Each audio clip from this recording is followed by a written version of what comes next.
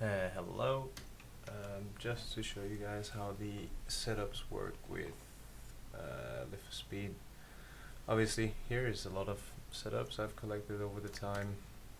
There's some stuff you can do on brakes in maximum per brake per wheel, brake balance. Allow me to adjust braking pressure, balance, suspension, all adjustable, stiffness in the spring. And you can see also on the car how it moves accordingly. Let's try and get something within sort of a good frequency here. That seems alright. Good. Front end.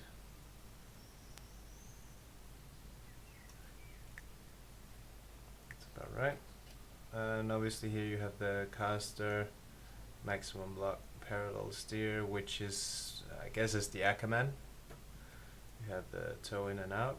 Obviously everything you can see on the car here is completely live, so you can see the movement on the wheel slightly moving around. Then you can see the suspension forces here, and here you can actually see the whole sort of lineup. You can see the caster, how it changes. You can see the toe also affects the camber a little bit. Obviously if we drop this, it should be back to normal. No, it does change it quite a bit, so there is a bit of a factor there as well, which is quite good. So here is what I wanted to show mostly, is the pressures that you can go to and from 80 kPa, 0.8 bar up to 2.4 bar. The cambers I changed here. You can see here on the left hand side there's 4.5, which is the camber adjustment according to the wheel to the chassis, I would guess. And then you have the live, which is on the right side from ground to the wheel respectively, so that you can see change quite differently here as well. If we go up to 122, you should see that this number has now been decreased quite a lot, because obviously it does change how the tire loads on the ground. So let's go back to some more believable sort of camber adjustments here. I'll drive this as it is. I'm not gonna drive, I'm just gonna let the AI drive here. Hold on, I need to change use player setup and add AI driver, and we're just gonna go for a few laps here just to show you the mechanics of how it works. So there's a couple of, this is the pet menu now. You can select how much fuel you want to add. You can select if you want to repair damage or not. This does not repair injured damage in LFS speed. Change tires if wet, etc. It's not really useful in this case. We always just used always. Tires to be selected. You can even adjust cambers on the pit stop. This does take some extra time. Wings also to the extra time, etc. Anyways, now you can see that the car is driving, and you can see we'll always just use left front for reference. Okay, this is the temperature that we see, which is more of an average temperature throughout the rubber surface, I would say. Not the actual surface, but an average from inside rubber layer to outside rubber layer. If you press Control and Shift, you see this number jump down. This is the surface layer, which is now being cooled down as there's a lot of fresh air hitting the top of the tire. Through the corner you can see it heat up, and again coming down and up. This is a number that sort of always goes up and down. It's not really relevant for the tire life in real life. You don't really use it that much for anything, because what's more important is what the temperature of the tire is actually at. So obviously that number is more important to us. We can try to provoke a bit of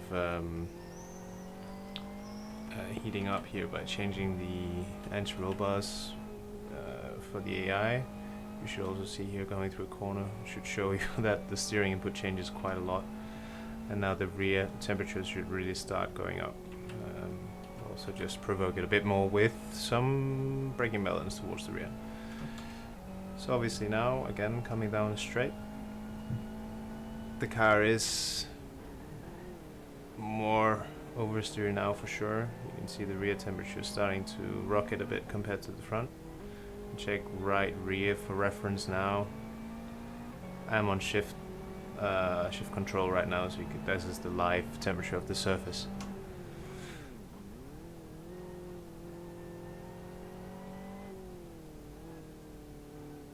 This is how it works in LFS basically. Obviously you see the right front blinking right now, and that's because there's a hot spot on the tire. Not necessarily a flat spot, but definitely a spot where it is a bit more high in temperature. So this also hurts the tire in overall heat. You see a big lockup from the rear. So let's try and make it the opposite here, which is a bit more fun to look at with the front wheels working. So rear bar basically goes off now. See big understeer moment here, and I'm on shift control now, so you can see how much it actually impacts the tire in terms of understeer heat. But not anything like we would see in rFactor 2, obviously, since this is, in my opinion, a bit better simulator in terms of tires. A bit of a crash there for him. There you also see, you can get a nice shot of the damage model here. You have a full body sort of damage model, so you don't just have parts falling off. You have a car that's actually, you know, getting damaged panels, etc. Okay, now you can see that the front wheel is starting to heat up, so we're just gonna cool them down a little bit by making a bit better setup for the driver.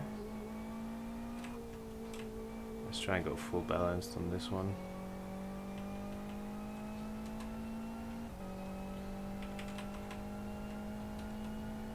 Thereabouts. It's normally quite good. Still gonna lock up his tires because there's a lot of heat gone into the front tires, and they're basically going ballistic in terms of how many places it's been flat spotted or hot spotted. So it'll be a while before we can actually see the end result.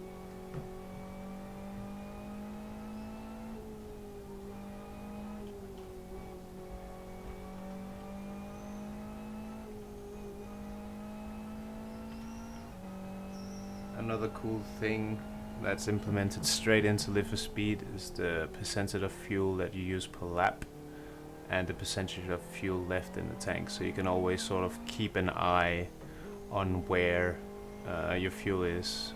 What was also pretty cool with LFS was that you were always sort of on a website where the results from each lap was uploaded, so you could be putting in this command, which was wfuel. Obviously we're not on the internet right now, but then it would come up with a chat message that said maybe 1.23 or 1.27, so that you would have a more precise number to use for shorter races. And this was pretty cool thing to have. You also had view VR world record, sorry, which would then show the fastest lap around this track, your distance total. All these sort of commands that were implemented in LFS were quite smart, but obviously, as you can see, this is a bit outdated in terms of graphics, but it was a very easy game to control. You even had a nice little sort of free cam, which was very easy to use. Like, the whole game was super easy to use in terms of what you could do and what you could do while you were driving. You could even set your FPS limit. I think you can do that in rFactor as well, but this was just a little bit more useful for people. What else? Yeah, all the LODs here you could use. Trying draw sky, all the graphical stuff.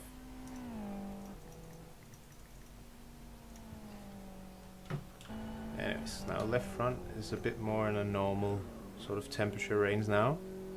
So as you can see, also the inside of the tire, not the top parts, but the inside has a slightly different sort of color to it. The color was everything. So green would be optimal temperatures, so that would, in this case this is our 3 tires, so that range would be 95 to 105, which would be an acceptable range. Everything above that, you would slightly go into a more brownish phase, into red, where red would be worse. Blue is cold, and it was obviously very important to keep the whole tire in the green area. This is a very, very quick setup, so there is no way we're gonna reach that sort of stuff right now. But this was basically just to show that how the tires work and the tire view works in LFS.